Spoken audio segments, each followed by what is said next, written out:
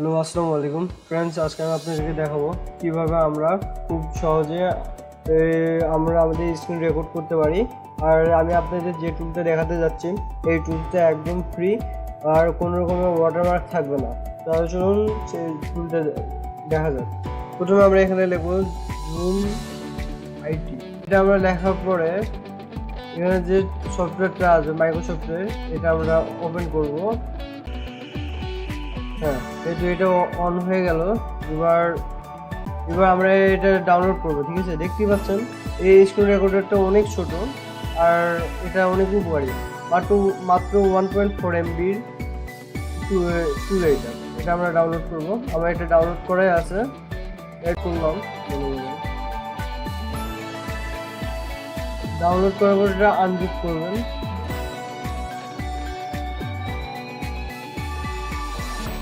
Unzip করার পরে যেটা করবেন, মনে করেন আমি আনজিপ করার পরে এটা এখানে রাখছি। এবার জুম ইট, এটা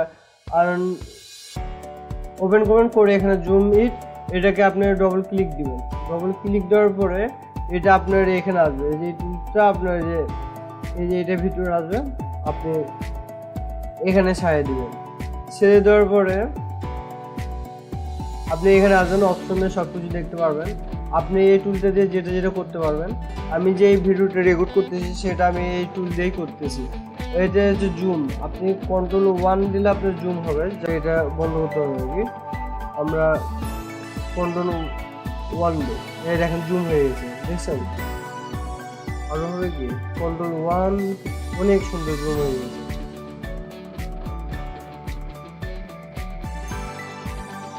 হ্যাঁ, এখানে Ctrl+1 দেওয়ার পর জুম করলেন। তারপর যদি আপনি রাইট ক্লিক করেন আবার এটা হয়ে যাবে। আবার করলাম, এখানে যদি লেফট ক্লিক করে তাহলে এখানে ডার্ক আসবে। আপনি স্ক্রিন ড্র করতে পারবেন এইভাবে আপনি স্ক্রিন ড্র করতে পারবেন। ঠিক আছে, এটা দেখলাম। এরপরে যা করা যাবে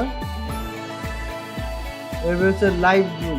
আমরা ইচ্ছে করলে লাইভ জুম করতে পারবো। Ctrl+4 দিয়ে আমরা লাইভ জুম করবো। Ctrl+4, Ctrl+4, দেখছেন কত সুন্দর জুম হয়ে গেছে? দেখেন একদম লাইভ জুম হবে। আবার যদি Ctrl+4 দিই এটা নামে যাবে। আবার Ctrl+4 দিলাম, এটা আবার এটা যদি ড্র করতে চাই তাহলে এখানে ড্র হচ্ছে না। এটা ড্র করতে হলে Ctrl+2 দিলেই হবে। Ctrl+2, তারপর আমরা এখানে ড্র করবো। তারপর এখানে এটা আবার আগে অবস্থায় নিয়ে যেতে রাইট ক্লিক করবো। আবার রাইট ক্লিক, আচ্ছা এখানে Ctrl+4, দেখছেন আগের মতো হয়ে গেল। আবার আর কি করা যায় দেখবো। আমরা অপশনে গেলাম, অপশনে যাওয়ার পর লাইভ জুম দিয়ে আমরা এটাকে ড্র করবো। এখন Ctrl+2 দিই, Ctrl+2 দেখতে পাচ্ছেন আবার এটা এমন হয়ে গেছে।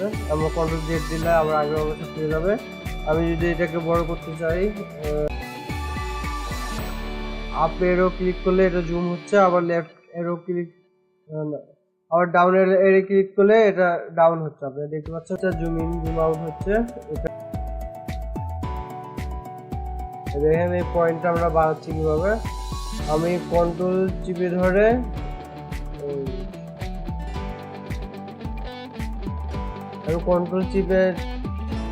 আমি হুইলটা খালি ঘোরাবো, তাহলে বড় ছোট হবে। এবার আমরা যদি এটার কালার যদি পরিবর্তন করতে চাই, আমরা রেড আছে, এবার ইয়েলো করবো। এটা আমাদের ইয়েলো কালার হয়ে গেছে। এবার আমরা ক্লিক করবো, এটা আমাদের পিঙ্ক কালার। এবার এই ক্লিক করলে কি হবে? ক্লিক করলে আমাদের স্ক্রিনটা কালো হয়ে যাবে। ঠিক আছে, আমরা এখানে যে কোনো কিছু ড্র করতে পারবো। এবার আমরা ইচ্ছে করলে এটাকে Ctrl+C দিয়ে কপি করতে পারবো। এবার আমরা Ctrl+S দিয়ে সেভ করে রাখতে পারবো। আমরা এবারে দেখবো সেভ হলো কিনা।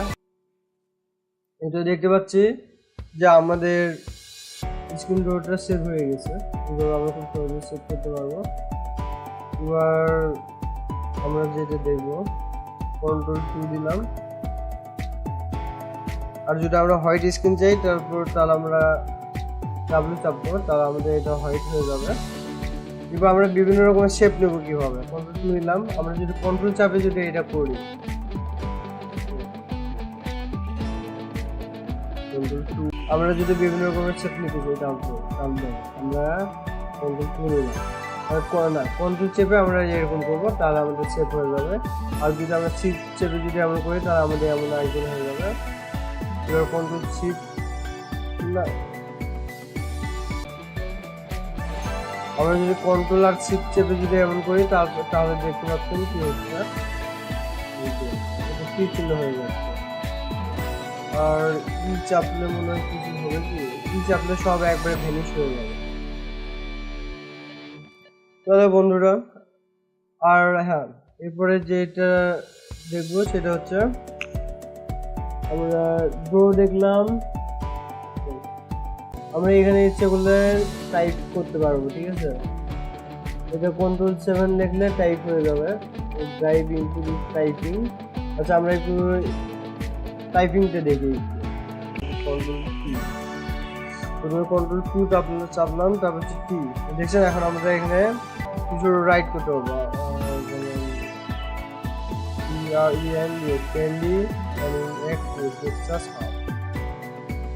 দেখে গেল। তারপর আমরা ইন্টার যদি দেই আবার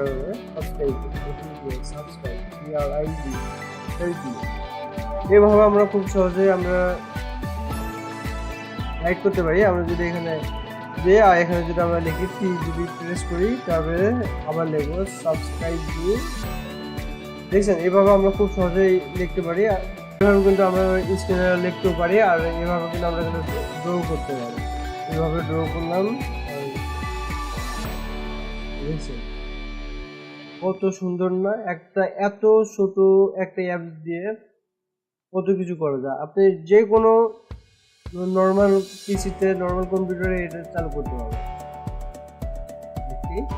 এটা আমরা দেখলাম। এবার আমরা দেখবো এবার অপশন, এখানে দেখতে পাচ্ছেন রেকর্ড আছে।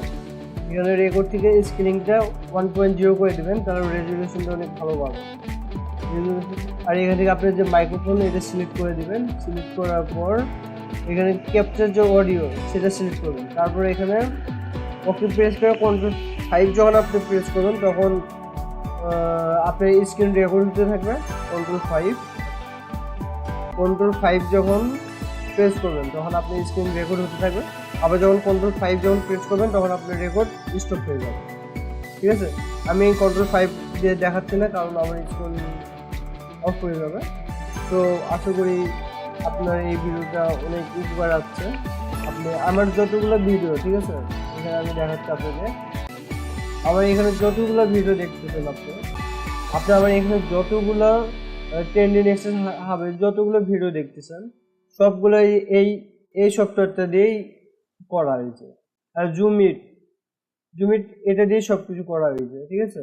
আপনি ইচ্ছে করলে আপনার কম্পিউটার যদি নর্মাল কম্পিউটার হয়, আপনি এটা দিয়ে খুব সহজেই স্ক্রিন রেকর্ড করতে পারবেন। তাহলে এই ভিডিওটা যদি আপনাদের পছন্দ হয় তাহলে লাইক দিবেন, সাবস্ক্রাইব দিতে ভুলবেন না। তাহলে ধন্যবাদ।